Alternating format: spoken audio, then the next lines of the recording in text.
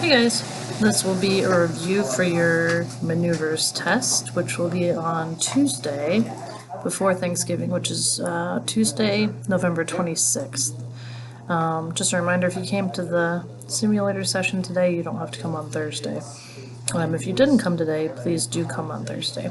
And then, like I said, this is the review for your test next Tuesday. It's a pretty short test, it's nothing too crazy. The one thing you will have to spend time memorizing is the takeoff briefing. That is in your PowerPoint and Word document folder on Blackboard, so you'll be able to memorize that. So you'll have to write in like what you'd do if you had an engine failure prior to rotation. You have to write in what you would do if you had an engine failure with the gear down and runway available, and then you'd have to write in if you had an engine failure after rotation with the gear up and no runway available. So please study that. That is quite a few points.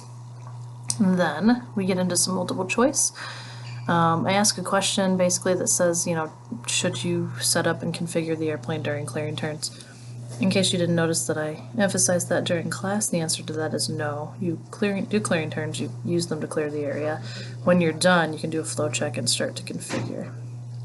Next question I ask is, when should stall recovery be initiated? And for commercial, it is the first indication of a stall. Then I ask what altitude an accelerated stall should be performed at or above, and that is also in the maneuvers Word doc. Then I ask you what speed an instructor is allowed to fail an engine on the takeoff roll. We talked a lot about this in class, but it is 1/2 of VMC.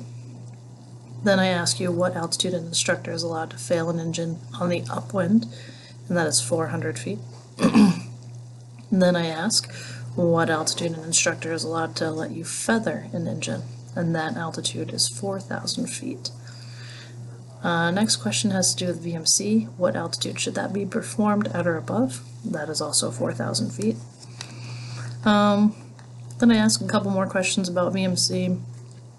What's the most likely place that you're going to encounter an unintentional VMC that could potentially lead to a crash?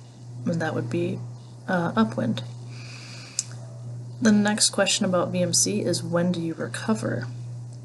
And that is either the buffet, the stall warning horn, or a loss of directional control, whichever occurs first.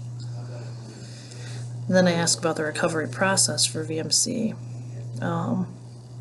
When you recover from VMC, first you should pitch down to regain airflow over the rudder. Then, if necessary, and only if necessary, you should reduce the power. The reason you don't reduce the power first is because you don't want to lose all that performance if you don't have to, but it is there to help you recover directional control if you need it. The last question is a short answer, and it is, when can you turn into the dead engine? I've kind of reinforced that a couple times during class, but you can turn into the dead engine when performance and altitude permit you to. So you have to evaluate those two things, so that's what I expect you to write in. And that's pretty much it. It's a short test. So that will be Tuesday before Thanksgiving break, which is next week. And I will see you soon. Bye.